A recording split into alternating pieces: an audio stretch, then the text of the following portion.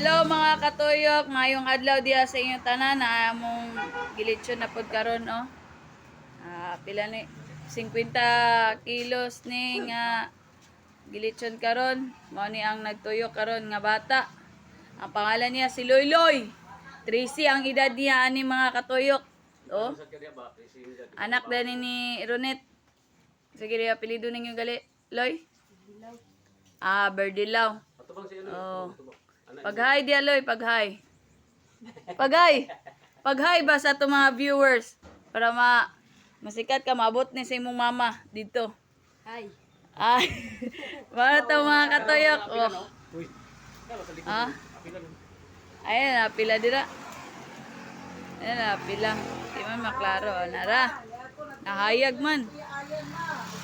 Nara. Oh. Nara. Hapit na yun maluto mga katuyok ang atong lechon diri ah. Oh. Kalami bagay kayo sa panito. Oh. Kung kinsa to gusto magpa-lechon dira, ali na mo dire. Gawas sa lami. Luto pag yun. Oh. Kita ba ninyo mga katuyok ang atong video?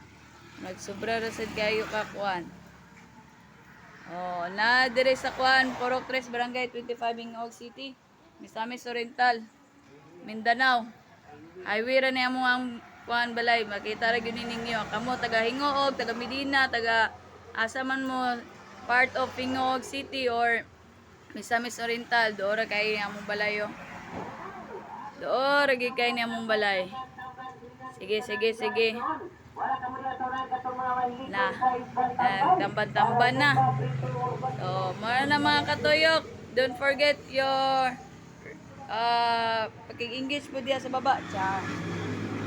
Sige na Loy, pagbabay na Loy sa ato ang vlog Loy. Nagkaulaw man siya ato mga katuyok koy. Naunsa naman inoon na ay kaulay mong kagwapo Loy. Pagbabay sa imong mga viewers Loy kay ikaw ang kuan karon manuyok kay. Babay Loy. Babay na. Sige na mga katuyok. Don't forget to support sa amo ang small business. Salamat.